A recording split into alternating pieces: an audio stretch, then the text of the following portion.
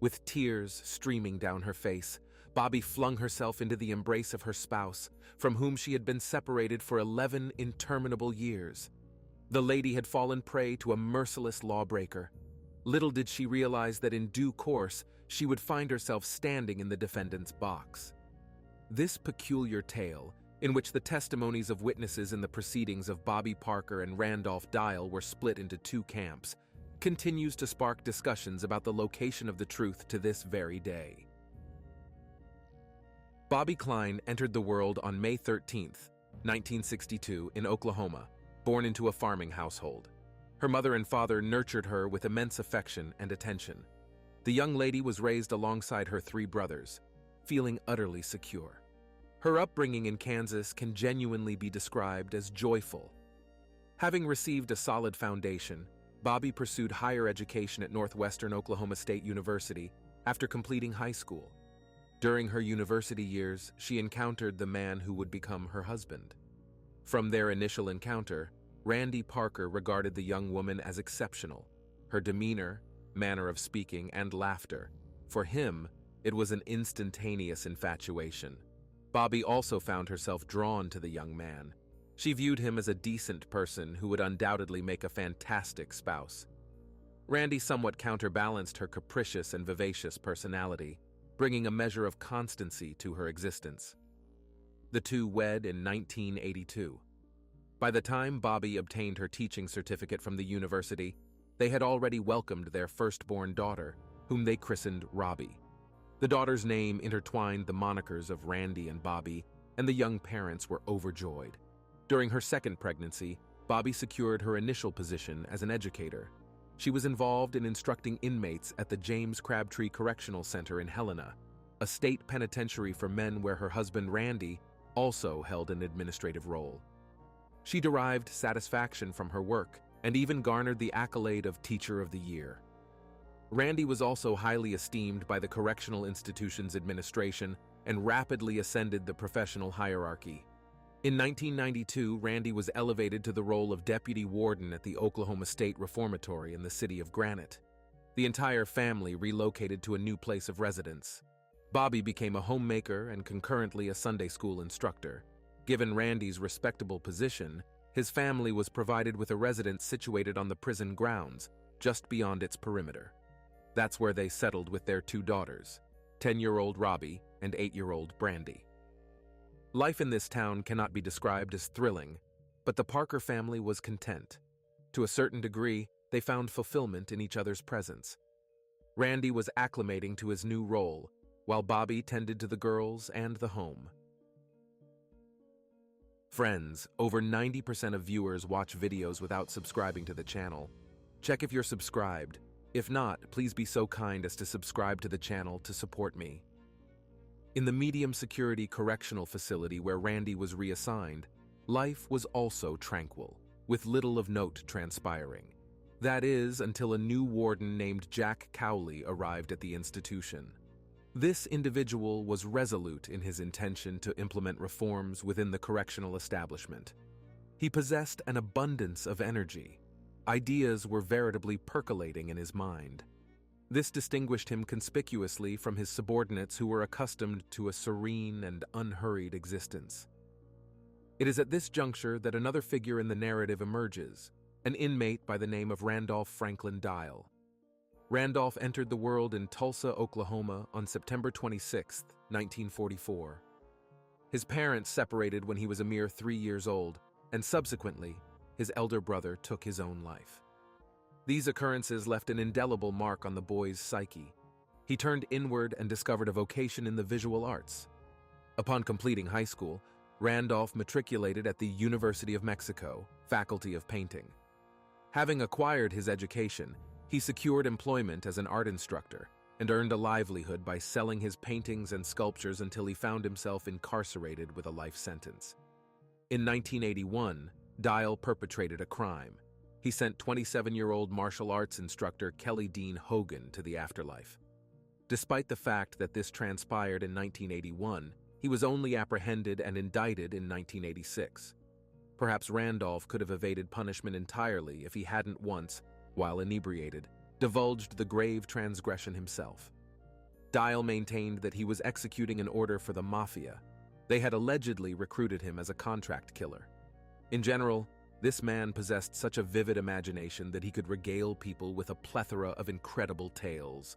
For instance, about his exploits in the Delta Squad during his service in Vietnam, and how he was employed by the FBI, the Secret Service, or the CIA. Randolph had at least 6 offspring, although he himself insisted that there were more than 9, and this was the product of more than 5 distinct marriages. Dial was an exceptionally intelligent, charming, charismatic individual, but simultaneously, he knew how to adeptly manipulate people and could effortlessly subjugate the will of another. While Randolph was confined in the Oklahoma State Reformatory in the city of Granite, he effortlessly established a rapport with the prison warden, Jack Cowley. By that time, the convict had already secured special privileges. He resided in a dormitory with minimal security conditions outside the prison walls. One day, he approached the head of the institution, Jack, with a proposition to establish an art program in their penitentiary. Dial elucidated that he wished to engage in something with his art and find an application for his own talent.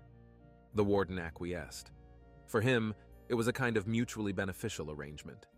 Randolph could immerse himself in his art while he would promote his prison of talented inmates and demonstrate to everyone the positive developments transpiring at the correctional center. Simultaneously, they could raise funds for the rehabilitation of convicts. Dial exhibited exemplary behavior and established himself as a dependable prisoner.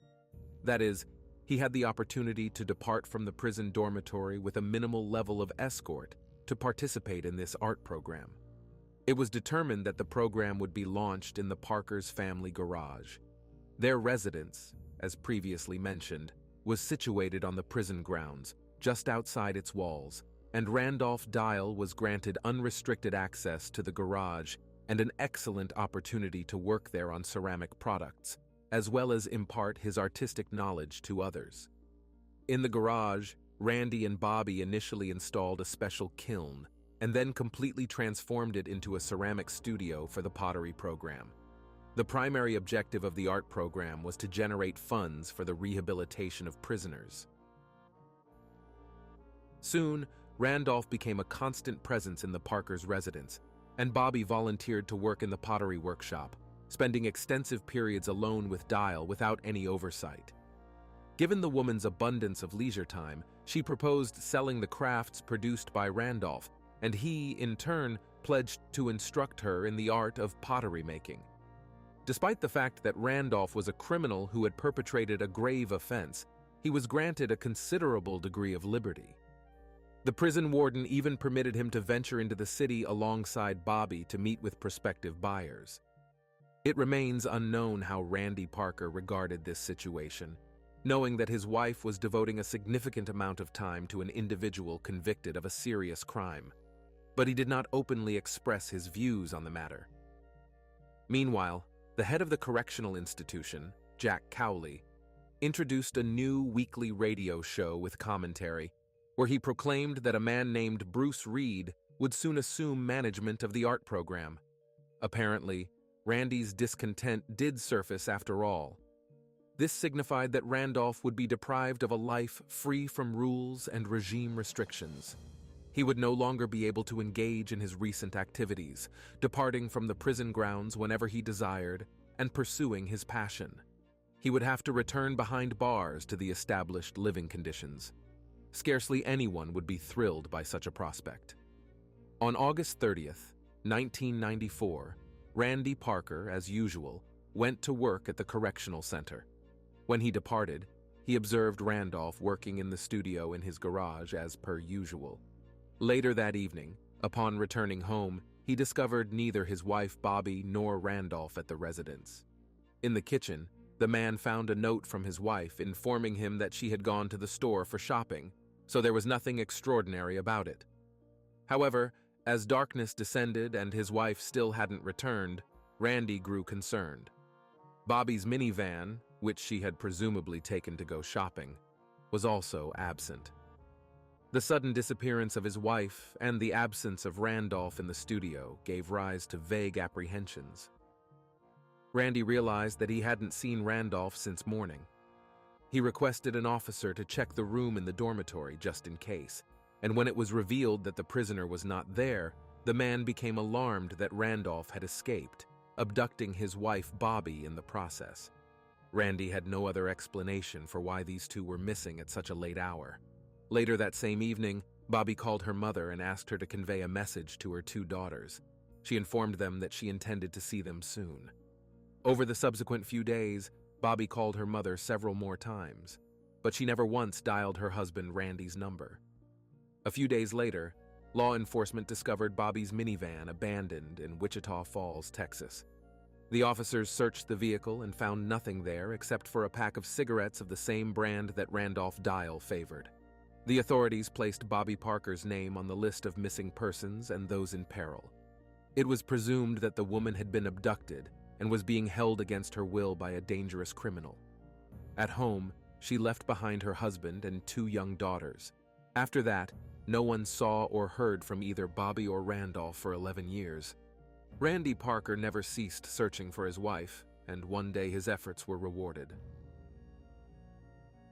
On April 4th, 2005, law enforcement received a tip.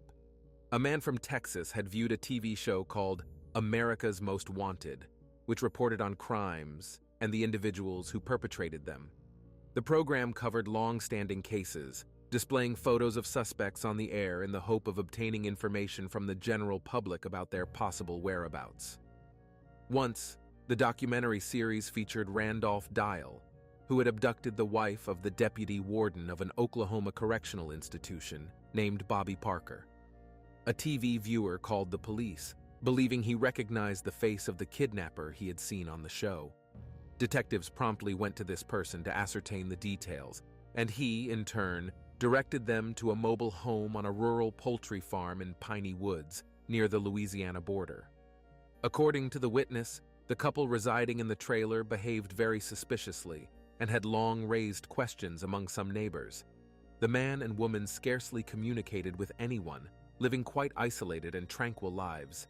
If it weren't for the criminal's photograph shown on the show, this person would never have remembered them. The police surrounded the specified house. They were armed and, keeping their pistols at the ready, burst into this trailer standing far from other buildings. Inside, the law enforcement officers found a man, and nearby, behind the house, a woman who was mowing the grass to later add it to the chicken feed. The couple was called Richard and Samantha Deal, also known as Randolph Dial, and Bobbi Parker. Inside the mobile home, there was a loaded shotgun leaning against the wall by the door, and a pistol was lying on the table, but Randolph did not resist the police and calmly followed the law enforcement officers without any attempts to escape. It was later revealed that Bobbi Parker and Randolph had been living under the pseudonyms Richard and Samantha Deal as husband and wife. After his arrest, Randolph gave interviews to numerous reporters who literally surrounded him and reported that in August 1994, using a knife, he had kidnapped the wife of the deputy warden. Threatening her with violence, he and she escaped from the ceramic studio located in the garage of the Parker's house. Then he brainwashed her to such an extent that the woman stayed with him all these years. They posed as a married couple and constantly moved from place to place until they settled on this rural poultry farm in a mobile home. They had been living there since 2000. Randolph claimed that he threatened Bobbi with violence against her children and family if she tried to run away from him. But in fact, he never did anything that could harm her. This theory, by the way, was supported by Randolph's ex-wife, Mary, while she was alive. The woman said that her husband had somehow rendered her incapable of reasoning sensibly and thinking independently. With deception and manipulation, he compelled her to help take the life of that karate instructor in 1981. After that, the woman felt so depressed and broken that after 4 months, she shot herself, unable to bear her own torment in the end. However, this whole story of kidnapping and escaping from prison did not end there. 3 years later, the entire situation turned upside down and divided the community into two camps. But for now, Bobbi Parker was finally able to reunite with her husband and children. Of course, by that time, the girls had already grown up, since the woman had been absent for 11 long years, but they were no less happy about her return. The Parker family wanted privacy. They needed to make up for lost time over all these years, which had taken their toll on Bobbi's mental state. She clearly had severe psychological trauma. Randy saw how difficult it was for her to get used to a normal life again. Her behavior had changed a lot. She began to ask him if she could use the bathroom, take a drink from the fridge, or eat something. She asked for permission for any action of hers, as if she was used to living under constant control. While the police were investigating Randolph's escape and Bobbi's kidnapping, the criminal himself was put behind bars. During the search of the mobile home where the fugitives lived, detectives made several strange discoveries. They found contraceptives, sex toys, and numerous Valentine's Day cards that the kidnapper and victim wrote to each other. Neighbors of the fake married couple said that Bobbi always looked unhappy and was constantly looking over her shoulder. At first, Randolph worked on the poultry farm himself, but his health began to deteriorate over time, so Bobbi took his place. The woman worked in hot conditions, performing hard physical labor, while Dial sat in the mobile home and created works of art. He was still engaged in his creative work, and for him, it was more significant than physical labor in the field. Further, the detectives discovered that every few weeks, Bobbi would go to town to buy groceries and supplies for Randolph, as well as to cash checks from her job. The strangest thing was that she did this alone, without any control from her kidnapper. Across the street from the local grocery store that Bobbi often visited was the Shelby County Sheriff's Office. It turns out that the woman could have asked for help at the police station at any time, told them that she had been kidnapped, and even calmly handed over to the authorities the person who had done it, because there were no other hostages in the mobile home besides her whose lives were worth fearing for. But for some reason, Bobbi did not do this. Once, due to poor health, Randolph had a heart attack and was urgently taken to a local hospital. It turned out that Bobbi had another chance to escape and return to her family. However, instead, she went to the medical center and stayed with Randolph. Moreover, Bobbi wrote him a letter where she confessed her feelings. Subsequently, Bobbi stated that Randolph had psychological power over her. This was also confirmed by another woman whom the kidnapper forced to accompany Bobbi while carrying out his errands. She was Randolph's former school teacher. Together, the women devised an escape plan 3 times, but each time when it came to implementing it, they simply retreated because they were too frightened. The management style of the head of the correctional institution, Jack Cowley, was called into serious question due to his special disposition towards the prisoner Randolph. The head of the institution allowed him to have his own work schedule, not at all related to the prison regime. This is what allowed him to escape, abduct citizen Bobbi, and keep her captive for several years. Some of the prison staff even joked about the boss and called the warden's philosophy, "hug a thug." In an interview shortly after his arrest, Randolph Dial presented his version of the events of August 30th, 1994. He said that he did not regret exchanging a life sentence at his age for 10 years of free life with a woman, even if after that he would have to face the full severity of the law. Oddly enough, the man stated that the relationship between him and Bobbi was never romantic. They even slept in different rooms. Most likely what Bobbi experienced can be called Stockholm Syndrome. Stockholm Syndrome, or traumatic bonding, is a condition in which hostages form an emotional dependence and attachment to their captors. Over time, victims begin to feel sympathy for the criminals, and often this happens out of fear of violence or pain. Randolph said that Bobbi lived under the impression that if she ever tried to escape, he would find her and make her regret it, especially regarding her family. And although Dial did not mean that at all, he did not seek to dissuade the woman for fear of being left in complete solitude. Neighbors considered this union strange. They practically did not communicate and did not even talk to each other. The couple tried to avoid trips to the city as much as possible, and if some unfamiliar car drove into their yard, the owner of the mobile home would come out on the porch with a weapon and demand that they get away from his territory. Don't forget to subscribe to the channel if you like this video. It's really important. The couple's house stood in a secluded place on a wooded lot opposite 5 large metal chicken coops. Neighbors said that Bobbi was very sweet. while Randolph was very detached, cold in communication, and always treated everyone with suspicion. He did not like it when someone intruded into their personal life, let alone the trailer. On February 2, 2007, Randolph Dial was sentenced to an additional 7 years in prison for escaping from prison. But this was in addition to his life sentence. So for him, this sentence essentially changed nothing. In prison, his health continued to deteriorate. He suffered from a long list of diseases, including lung cancer and heart problems.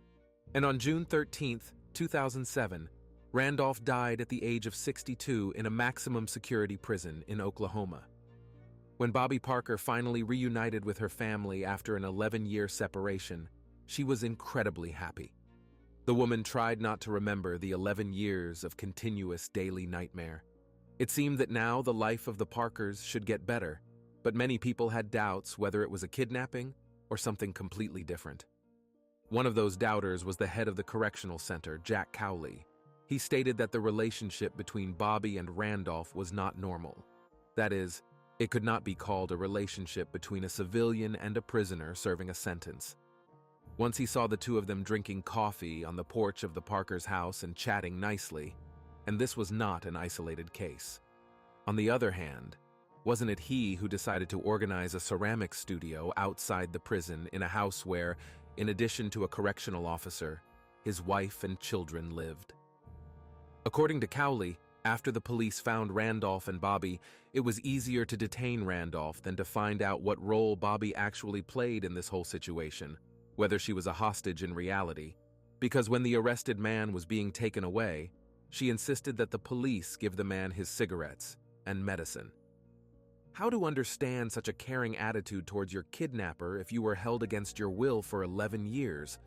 Wouldn't you spit on the personal needs of your kidnapper? The prosecutors had a different opinion on this matter.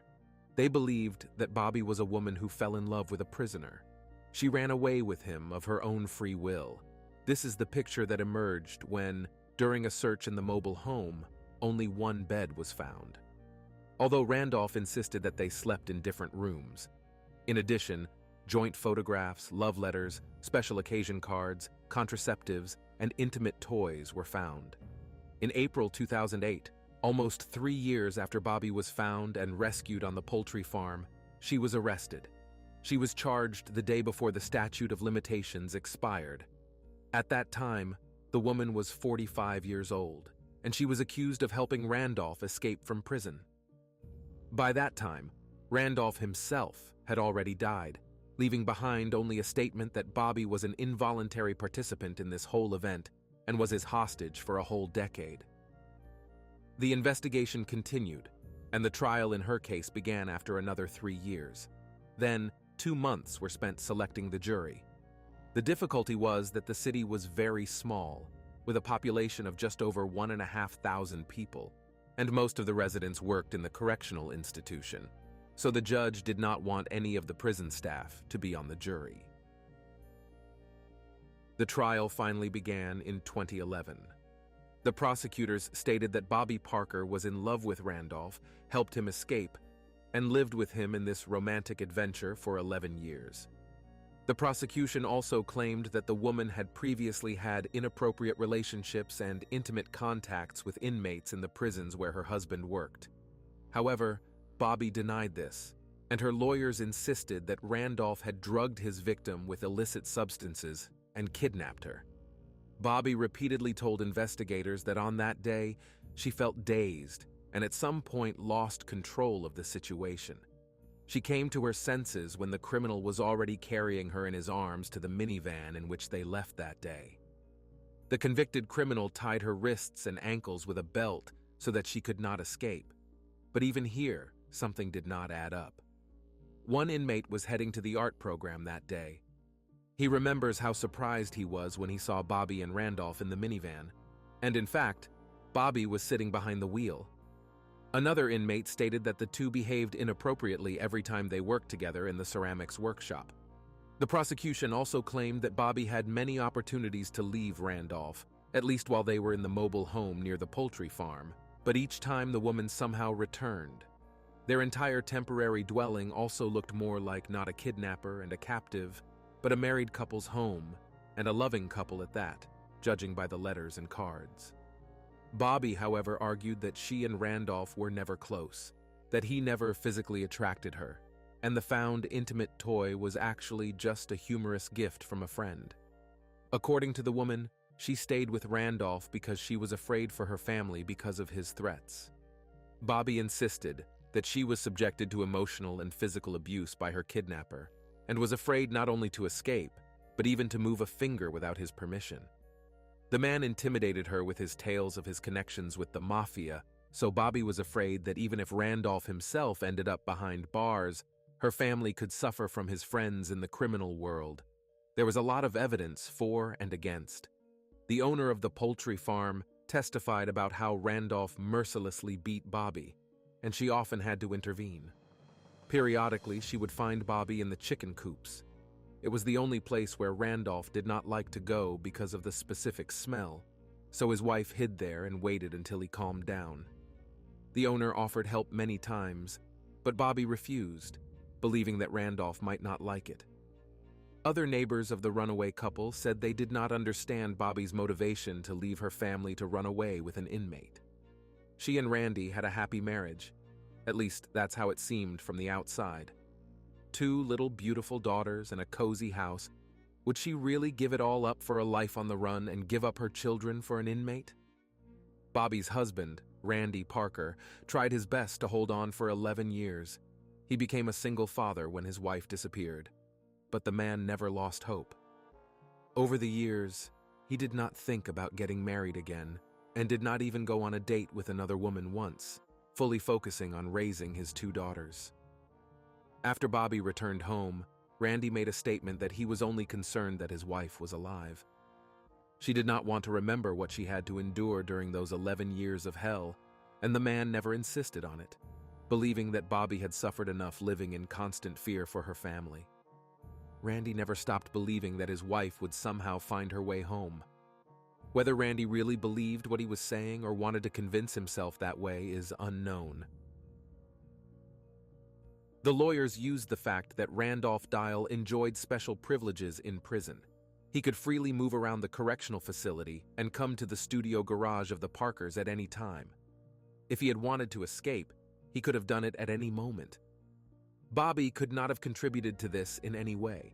In addition, Randolph himself supported Bobbi's innocence, stating that he took her away by force and she was not involved in anything. The prosecutors did not give up and insisted that the fugitives could have easily agreed that if they were ever caught, all the blame would fall on Randolph, since he had nothing to lose. An additional term would absolutely not change anything in his life. In the end, the charges that Bobbi Parker faced could have led her to a 10-year prison sentence. On the day the jury was supposed to deliver the verdict, the courtroom was full. Friends and family supported Bobbi. Throughout the entire trial, her husband tirelessly stayed by his wife's side, afraid of losing her again. The jury delivered their verdict, proposing only 1/10 of the maximum term possible under the charge. The maximum term was 10 years, and they wanted Bobbi Parker to spend only 1 year in prison for aiding Randolph Dial's escape. In the end, the woman spent only 6 months behind bars before she was released early on April 6, 2012. After leaving prison, Bobbi Parker successfully reunited with her husband, Randy. In this perplexing case, there are many different contradictory testimonies and statements from witnesses. The main question is whether Bobbi Parker could have voluntarily left her girls to start a life together with a man without a future. At the time of the escape, Randolph Dial was 50 years old and Bobbi was 32 years old. There was an 18-year age gap between them. This question still torments those who knew the Parkers and considered them a good, close-knit family. If the woman was taken away under the threat of death, why did she not seize the opportunity to report this to the police when she went shopping without her kidnapper?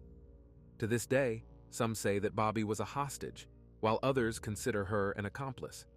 But where exactly does the truth lie in the bizarre story of Bobbi Parker and Randolph Dial? Is it possible that the couple in love deceived everyone? However, the main fact remains that Randy believes his wife and is ready to accept her after an 11-year absence. This is the end of the story. Like the video and leave your thoughts in the comments. This was Jeremy. See you soon.